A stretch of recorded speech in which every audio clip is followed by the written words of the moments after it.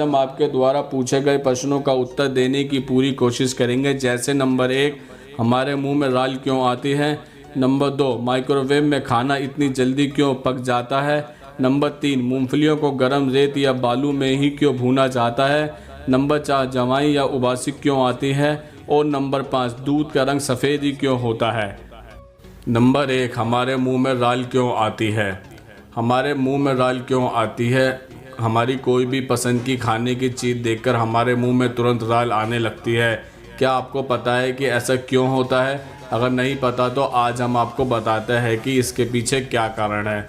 हमारे मुंह में राल पैदा करने वाली ग्रंथियों के 3 जोड़े होते हैं जो लगातार राल पैदा करते रहते हैं। हमारी राल में 95% पानी और कुछ एंजाइम होते हैं। दरअसल राल का काम मुंह की झिल्ली को गीला रखना है ताकि हमें बोलने में किसी भी तरह की असुविधा ना हो। राल में उपस्थित इमाइलेज नाम का एंजाइम हमारे भोजन में उपस्थित कार्बोहाइड्रेट को चीनी में बदल देता है। राल का हमारे जीवन में बहुत ही गहरा संबंध है। राल की सहायता से हम भोजन को अच्छी तरह से चबाकर आसानी से निगल लेते हैं। राल ही हमारे भोज्य पदार्थों को घोलने का काम करती है, जिससे स्वाद कलिकाएं उत्तेजित होकर हमें भोजन का स्वाद बताती है।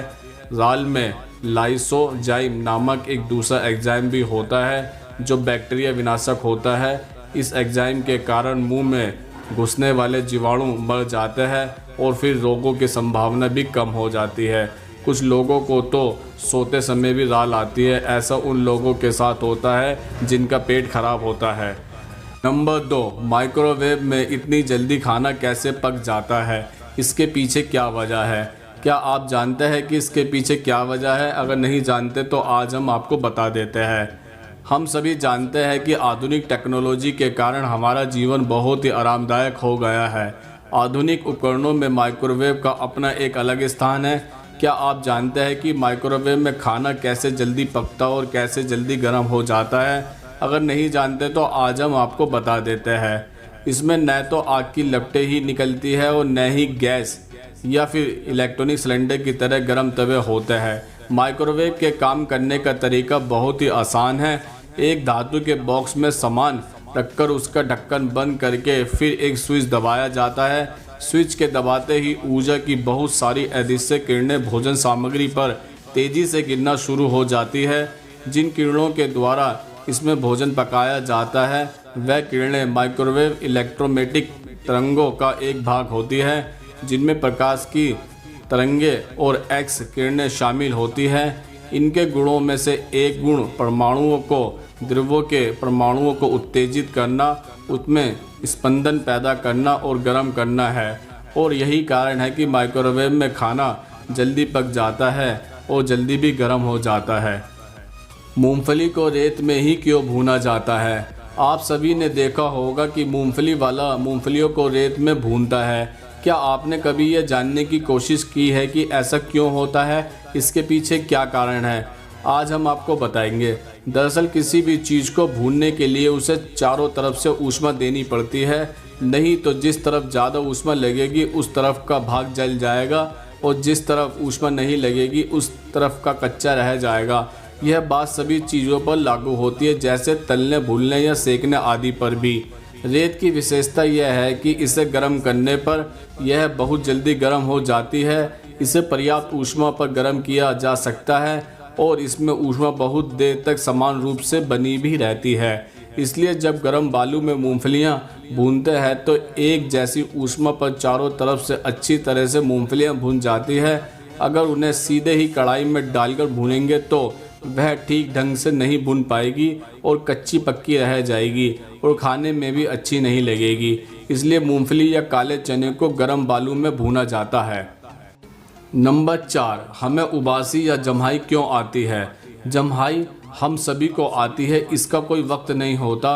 उबासी या जम्हाई एक ऐसी प्रक्रिया है जो हर व्यक्ति को चाहे अनचाहे कभी भी आ सकती है। अभी तक हम यही मानते थे कि व्यक्ति को जब नींद आती है या फिर वह बोर हो रहा होता है तो उसे उबासी या जम्हाई अपने आप ही आने लगती है और बहुत सारी हवा मुंह से निकल जाती है और इस प्रक्रिया को ही उबासी या जम्हाई लेना कहते हैं। लेकिन वैज्ञानिक मानते हैं कि यह शरीर की एक प्रत्यावर्ती क्रिया है जिसका नियंत्रण सुषमा और तंत्रिका केंद्र करते हैं। उबासी या जम्हाई तब आती है जब खून में कार्बन डाइऑक्साइड और ऑक्सीजन की मात्रा गड़बड़ करने लगती है। जम्हाई के समय हम गहरी सांस लेते हैं और धीरे धीरे सांस छोड़ते हैं। जब कभी भी व्यक्ति का शरीर सुस्त पड़ जाता है तो खून में ऑक्सीजन की मात्रा कम हो जाती है। इस कमी को पूरा करने के लिए उबासी आती है। जब कोई व्यक्ति जम्हाई लेता है तो सांस के जरिए काफ़ी मात्रा में ऑक्सीजन शरीर में पहुंचता है, जिससे दिल की धड़कन तेज हो जाती है। इससे शरीर, फेफड़े और खून में जमा हुई कार्बन डाइऑक्साइड को बाहर निकालने में सफलता मिलती है। तो दोस्तों, यही कारण है कि हमें जम्हाई आती है। नंबर 5, दूध का रंग सफ़ेद ही क्यों होता है।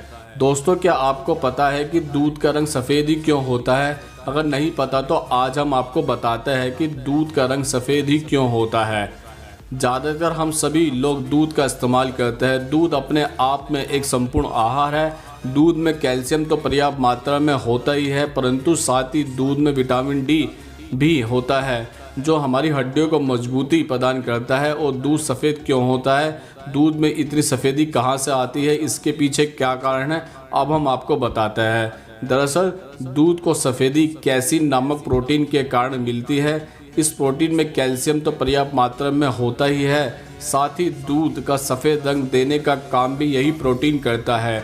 फिर दूध में जो वसा होती है वह भी सफ़ेद रंग की ही होती है। और यही कारण है कि दूध में जितनी ज़्यादा वसा या चिकनाई होती है दूध उतना ही सफ़ेद होता है, जबकि कम वसा वाला या क्रीम वाला दूध हल्का मटमैला दिखाई देता है। बहुत ज़्यादा वसा के कारण ही भैंस का दूध गाय के दूध से अधिक सफ़ेद होता है। दूध सफ़ेद होने का एक कारण और भी है। असल में कुछ चीज़ें प्रकाश का पूरी तरह से अवशोषण नहीं करती है, वह प्रकाश को जस का टस लौटा देती है। ऐसा ही कैसीन के अणु भी करते हैं, वह पूरा प्रकाश टस का टस लौटा देते हैं, जिससे देखने वाले को दूध का रंग सफ़ेद दिखाई देता है। इसलिए ही दूध का रंग सफ़ेद होता है। तो दोस्तों, आज हमने आपके द्वारा पूछे गए प्रश्नों का उत्तर देने की पूरी कोशिश की। अगर ये वीडियो आपको पसंद आई हो तो इसको लाइक करें, कमेंट्स करें, ज़्यादा से ज़्यादा शेयर करें और हमारे चैनल को सब्सक्राइब जरूर करें। और अगर आप हमसे कोई प्रश्न पूछना चाहते हैं तो कमेंट्स बॉक्स में लिखकर पूछ सकते हैं। हम उस प्रश्न का उत्तर देने की पूरी कोशिश करेंगे। नमस्कार दोस्तों।